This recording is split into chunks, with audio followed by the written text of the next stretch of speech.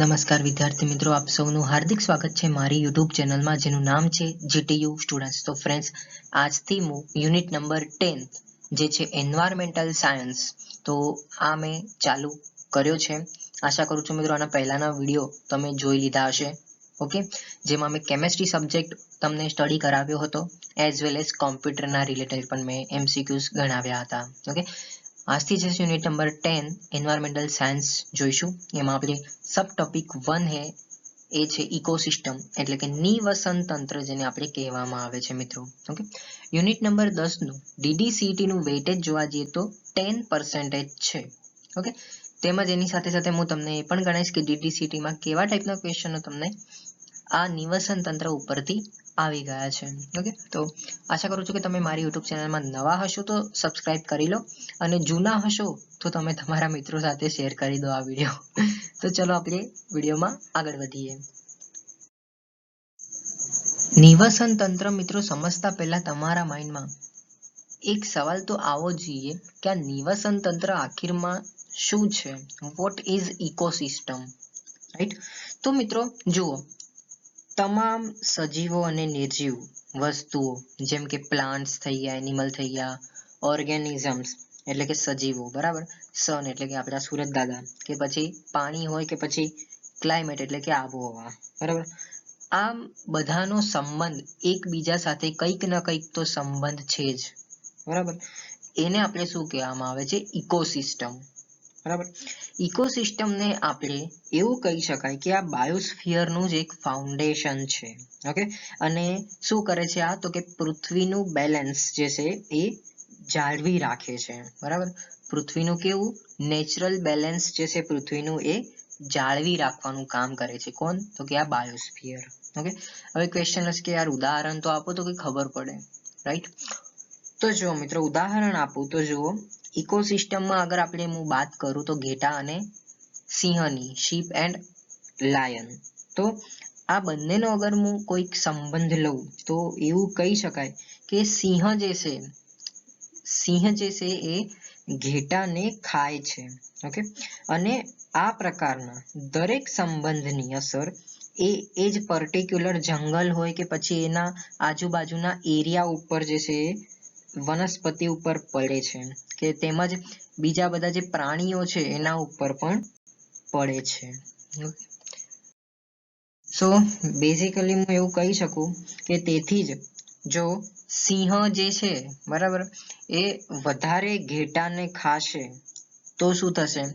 તો કે તેની અસર પ્લાન્ટ એટલે કે જે છોડ છે એના ઉપર પડશે.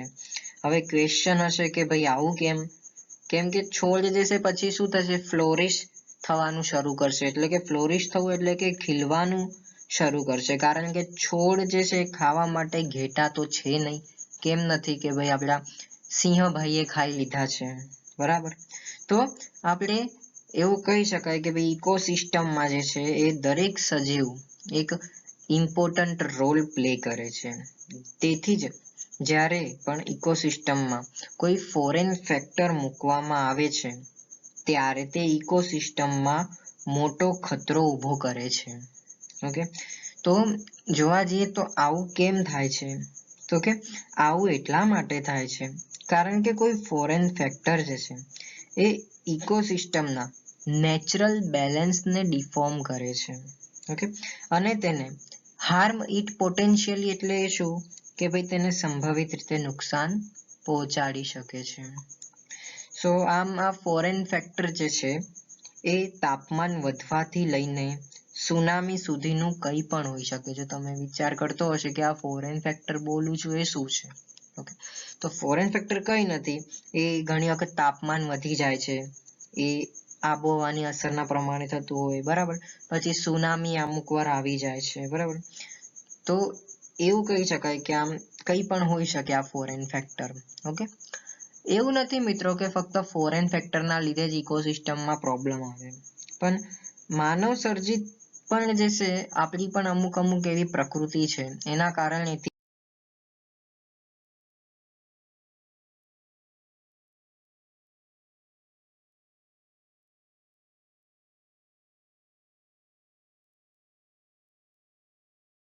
ઇકોસિસ્ટમનું નુકસાન થઈ શકે છે તેમજ ઇકોસિસ્ટમનો નાશ થઈ શકે છે મિત્રો.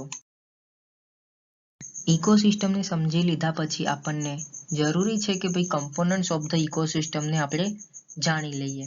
તો બેઝિકલી મિત્રો ઇકોસિસ્ટમના ઘટકોને આપણે એબાયોટિક કમ્પોનન્ટ્સ એટલે કે અજૈવિક ઘટકોમાં ડિવાઈડ કરવામાં આવે છે, જેમાં આપણે બધા નિર્જીવ ઘટકો જેવા કે ખનિજ થઈ ગયું, આબોહવા, માટી, પાણી, સૂર્યપ્રકાશ અને જૈવિક ઘટકોનો આમાં સમાવેશ થાય છે. ઓકે, આ ઘટકો એક સાથે ઇકોસિસ્ટમમાં ફ્લો ઓફ એનર્જી એટલે કે ઉર્જાના પ્રવાહ અને ઇકોસિસ્ટમમાં કોઈ એક ન્યુટ્રિક સાયકલ એટલે કે પોષક ચક્ર બનાવવા માટે આ જરૂરી છે. ઓકે, સૂર્યપ્રકાશમાંથી જે ચમકતી ઉર્જા આવે છે, ઓકે, તો એ તમામ ઇકોસિસ્ટમમાં જે છે એ ઉર્જાનો મેઇન પાર્ટ છે, ઉર્જાનો મૂળ સ્ત્રોત છે. ઓકે, ઓટોટોક્સ એટલે કે સ્વયં ટકાઉ જીવકો, બરાબર. તો આ શું કરે છે, તો કે આ જ પ્રકારની ઉર્જાને એબ્સોર્બ કરે છે અને પ્રોડ્યુસ ફોટોસિન્થેસિસ એટલે કે પ્રકાશ સંશ્લેષણ ઉત્પન્ન કરે છે, જ્યાં તેઓ આ ઉર્જાનો ઉપયોગ કરીને CO2 એટલે કે કાર્બન ડાયોક્સાઇડ અને H2O એટલે કે પાણીને સિમ્પલ કાર્બોહાઈડ્રેટ્સમાં કન્વર્ટ કરવા માટે એ ઉપયોગી છે. ઓકે, તો આ ઓટોટ્રોફ્સ જે છે આ કાર્બોહાઈડ્રેટ્સમાં ઉર્જાનો સંગ્રહ કરે છે, જેનો ઉપયોગ લિપિડ્સ, ઓકે, પછી પ્રોટીન્સ અને સ્ટાર્ચ વગેરે જેવા કોમ્પ્લેક્સ અને ઓર્ગેનિક પ્રોડક્ટ્સ બનાવવા માટે કરે છે, જે જીવતંત્રને ટકી રહેવા માટે મદદ કરે છે. ઓકે, સો બેઝિકલી આ શું છે, ઓટોટ્રોફ્સ. હવે બીજું જોવા જઈએ તો મિત્રો આ ઓટોટ્રોફ્સ જે છે એ ઇકોસિસ્ટમના પ્રોડ્યુસર એટલે કે ઉત્પાદકો છે.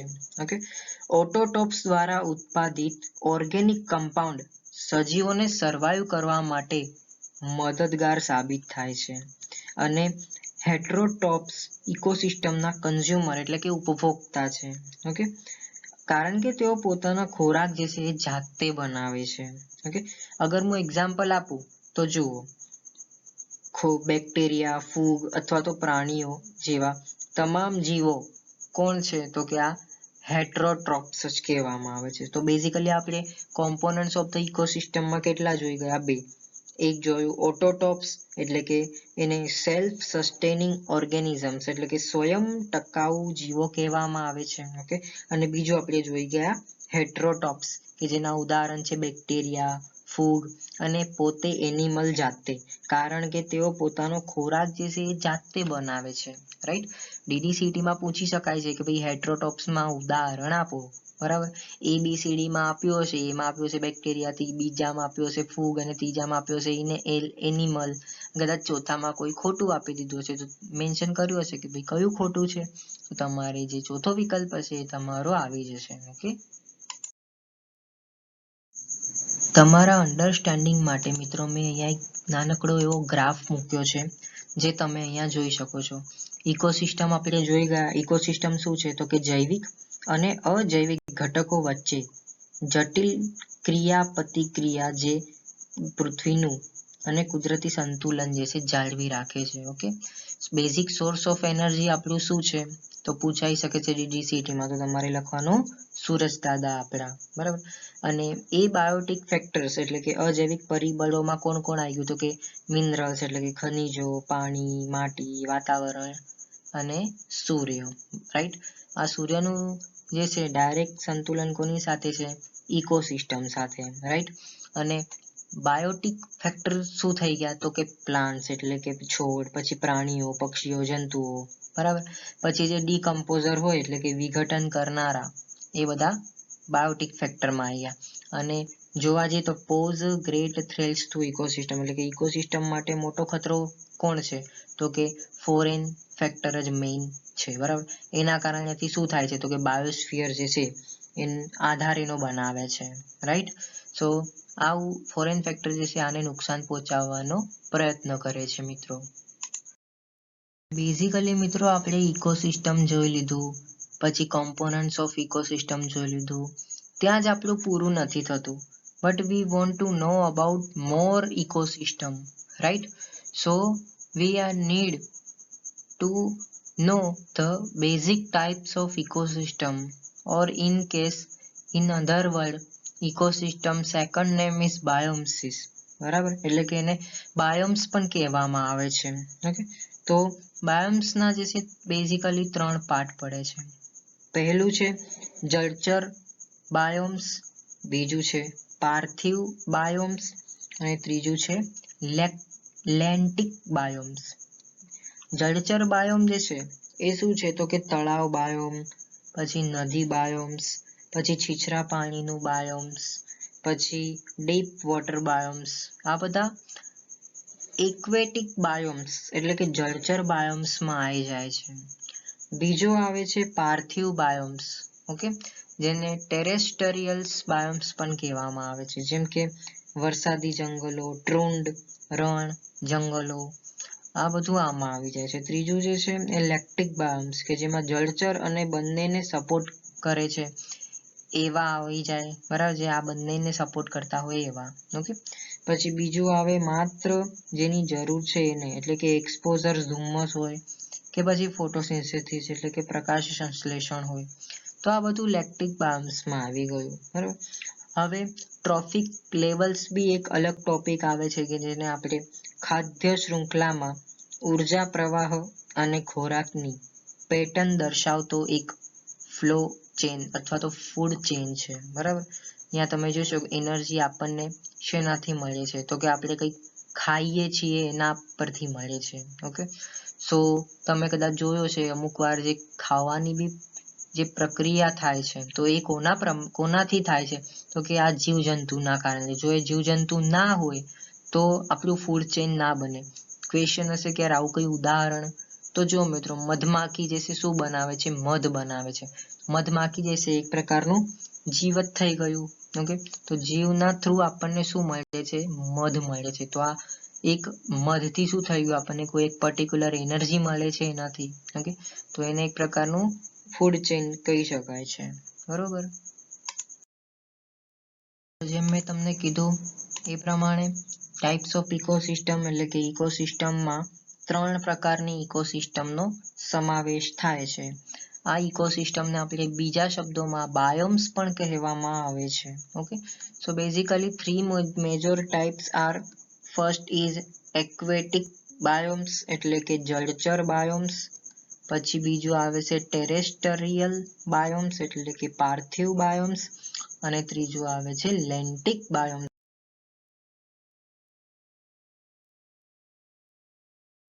ચલો થોડું આપણે જોઈ લઈએ ટાઈપ્સ ઓફ ઇકોસિસ્ટમ થોડું ડિટેલમાં. ઓકે, તો સૌથી પહેલો જે ટાઈપ હતો એ હતો એક્વેટિક બાયોમ્સ એટલે કે એને જળચર બાયોમ્સ પણ કહેવામાં આવે છે.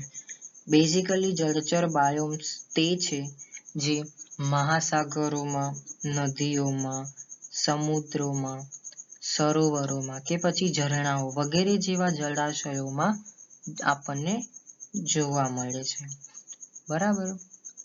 પછી એના અમુક ટાઈપ્સ છે, જેમ કે તળાવ ઇકોસિસ્ટમ. પોન્ડ ઇકોસિસ્ટમ એટલે કે તળાવ ઇકોસિસ્ટમ. તો તળાવની ઇકોસિસ્ટમ જે છે એ શું છે, સ્મોલ એટલે કે નાની છે, અને તેમાં મોટા ભાગે ઘણા પ્રકારના એમ્ફીબાયન્સ એટલે શું, ઉભયજીવી અને જંતુઓનો સમાવેશ થાય છે. કેટલીક વખત અહીંયા તમે તળાવમાં જોજો તો અમુક વાર મછલીઓ પણ દેખાવાય છે, બરાબર. તો આમ આપણે કહી શકાય કે ભાઈ તળાવમાં અમુક વખત જે છે માછલીઓ પણ મળી શકે છે, પરંતુ આ માછલીઓ જે છે ઉભયજીવીઓ જેવી સરળતાથી ફરવા માટે કેપેબલ નથી એટલે કે સક્ષમ નથી. પછી બીજી આવે છે ટાઈપ્સ, એ છે રિવર ઇકોસિસ્ટમ એટલે કે નદીની ઇકોસિસ્ટમ. તો આ ઇકોસિસ્ટમમાં શું થશે તો કે આમાં તો માછલીઓ તો હશે જ, પણ આવી ઇકોસિસ્ટમમાં પ્લાન્ટ્સ એટલે કે છોડ હશે, પછી ઉભયજીવી અને જંતુઓ પણ હશે. કોઈને આમાં જે છે પક્ષીઓ પણ મળશે જે શું કરશે તો કે એના ત્યાં આગળ રહેતા હશે, નાની નાની માછલીઓને ખાતા પણ હશે. બરાબર.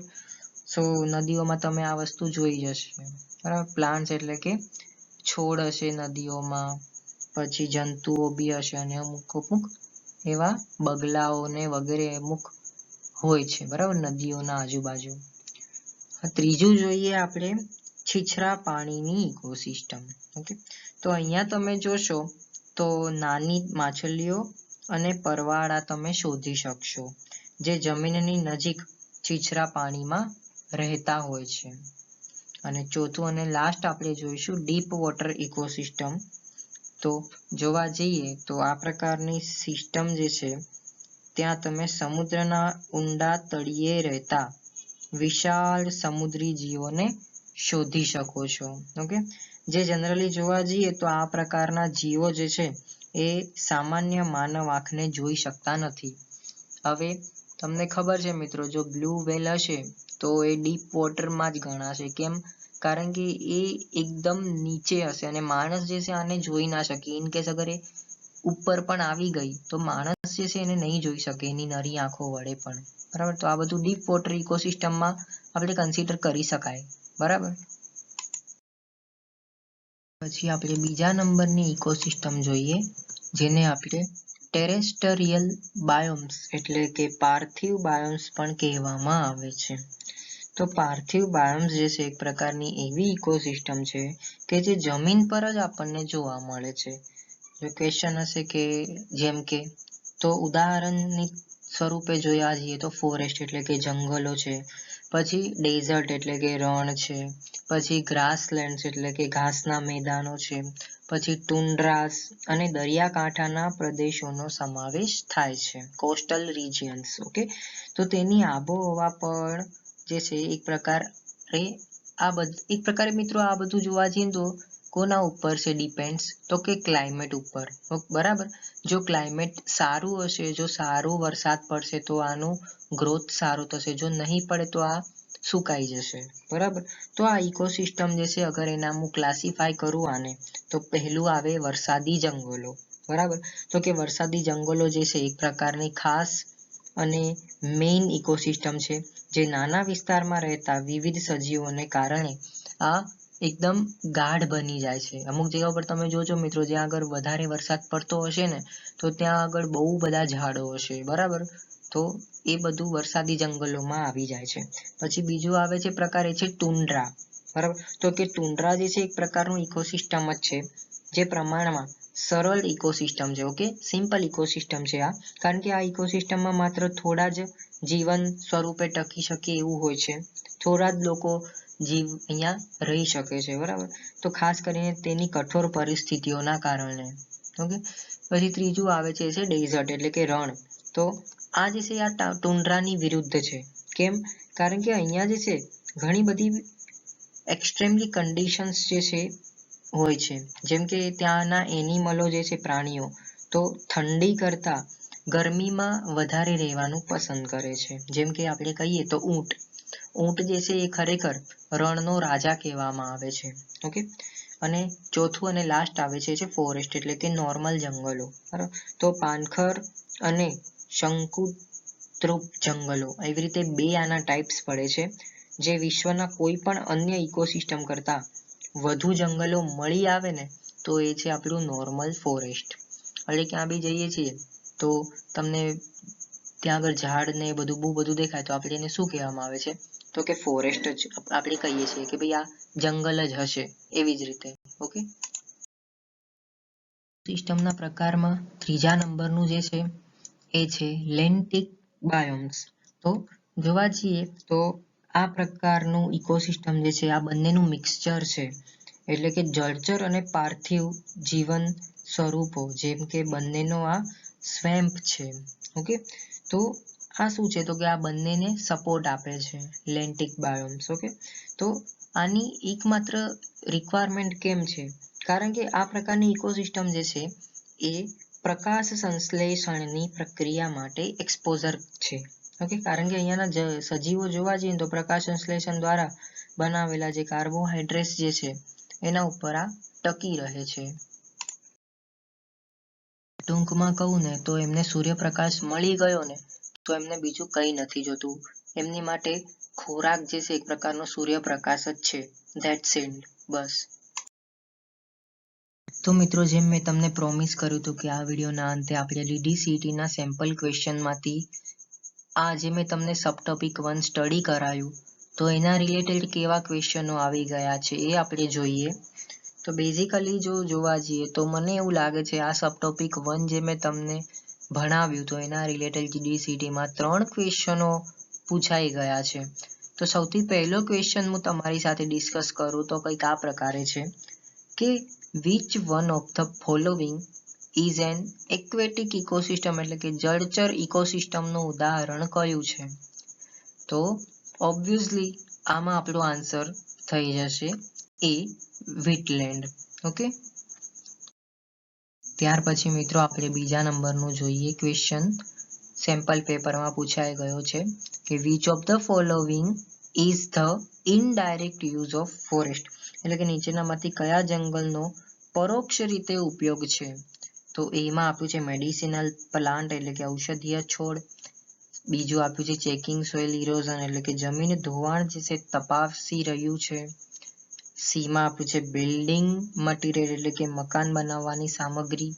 કે પછી ડી ગ્રેઝિંગ, એટલે કે ચરાઈ એને કહેવામાં આવે છે. રાઈટ.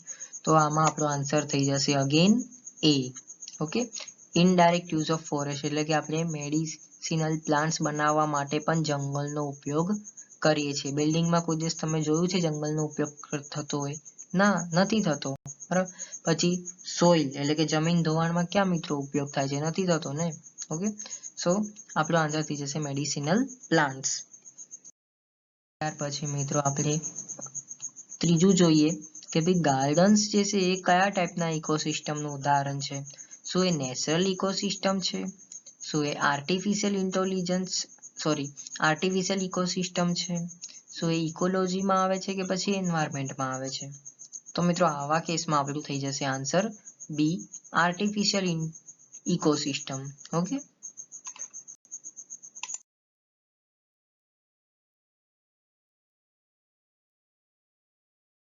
જસ્ટ હોપ કે મારો વિડીયો તમારી માટે બહુ હેલ્પફુલ થયો હશે. જો ખરેખર થયો હશે તો મારી યુટ્યુબ ચેનલ GTU સ્ટુડન્ટ્સને સબસ્ક્રાઇબ કરી લો અને તમારા મિત્રો સાથે પણ શેર કરવાનું ના ભૂલો. Thank you so much.